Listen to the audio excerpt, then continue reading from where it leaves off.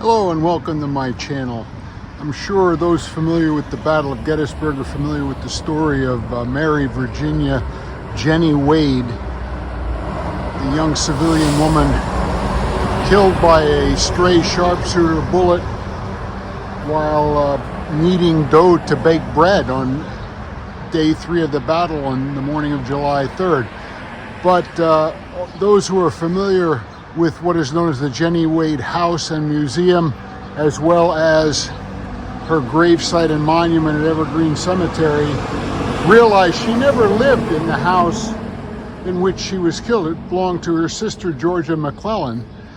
Today I'm going to take you through the 3 houses in Gettysburg associated with Jennie Wade, and also the 3 places where she was interred. The monument at Evergreen being obviously the last of them. Jennie Wade was born in this house on May 21st, 1843. This house is on Baltimore Street, at the corner of Baltimore Street and Wade Avenue. Give you a minute if you want to read the historical marker. And then backing up,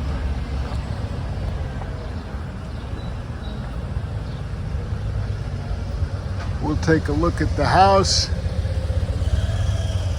This is again on Baltimore Street. It's pretty much a public view, so it is notated, and many people coming by will stop and have a look, take a picture.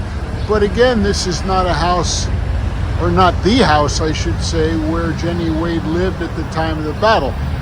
To find that house, if we're looking south on Baltimore Street, we go to the next intersection and go right on Breckenridge, and that's where we're heading next.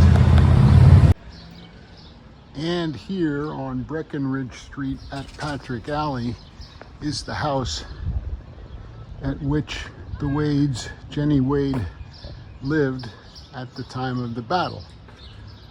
There is a placard notating this.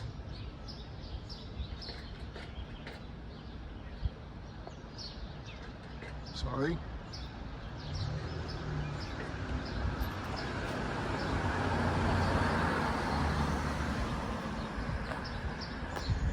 To the best of my knowledge, this is a private residence. It's not really in the tourist attractions, but it is the house where Jennie lived. Keep in mind, the battle started the northeast end of town, the direction I'm facing now, on the 1st of July, and while it swept through town to the south, and of course people are familiar with, very familiar with events on the south, the Round Tops, Pickett's Charge, Culp's Hill, Cemetery Ridge, etc. But the townspeople didn't know it was going to sweep through town to the south, and since the fighting had started at the northeast, they thought, I assume, it would be safer to abandon this home and go to the home of Jennie's sister, Georgia McClellan, which would have been down Breckenridge and a right on Baltimore going to the southwest, and I guess they thought that would be safer. Unfortunately, that wasn't the case, but we're heading there next. Just a little stop on our way from the house where Jennie Wade lived to where she died. This is the Farnsworth House. It is on the corner of South Street and Baltimore Street. Some believe that Wade was killed by a stray bullet from a sharpshooter who was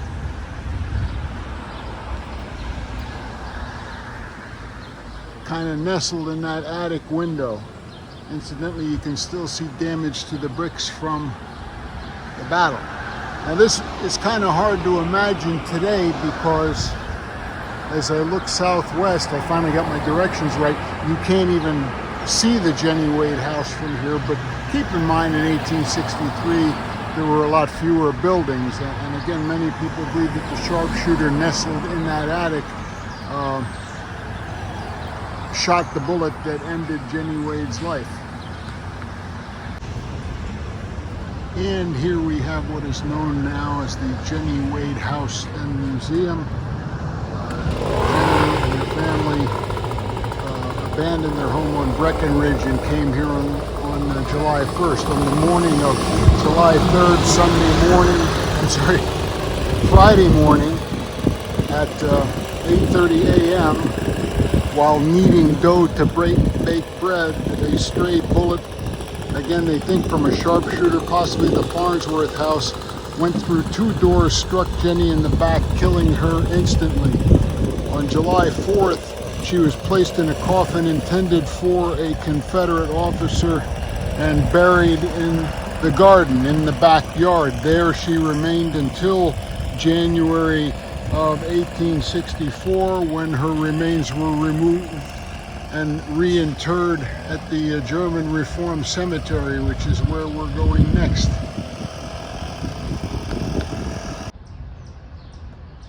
I am now at the south end of Stratton Street at High Street.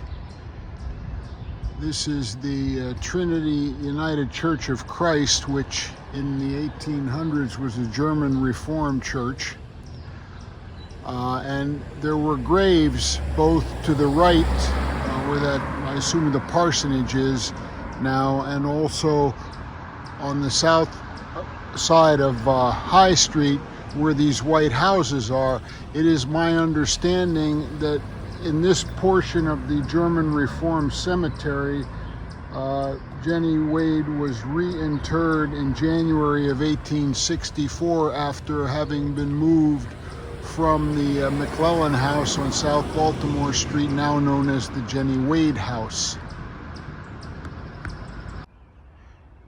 And we are now in Evergreen Cemetery. This is our last stop and also the last stop for Jennie.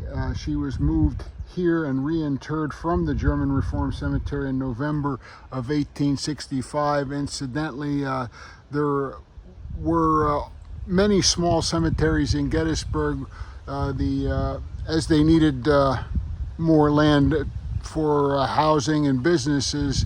The churchyards and small cemeteries were moved to Evergreen Cemetery.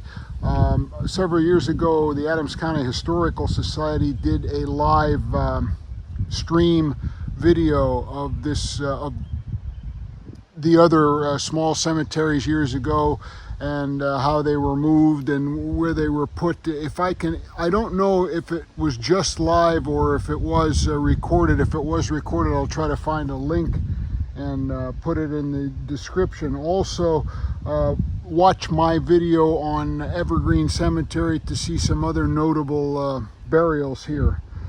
Anyway, the monument was erected by Jennie's sister Georgia McClellan on August 17th, 1900. It was dedicated on September 16th, 1901. The flag was erected in 1910 and flies 24 hours a day, one of 2 in this cemetery, the other to local hero John Burns. I want to thank you for watching. Please like my video, subscribe to my channel, feel free to leave a comment and to share this video. Thanks again.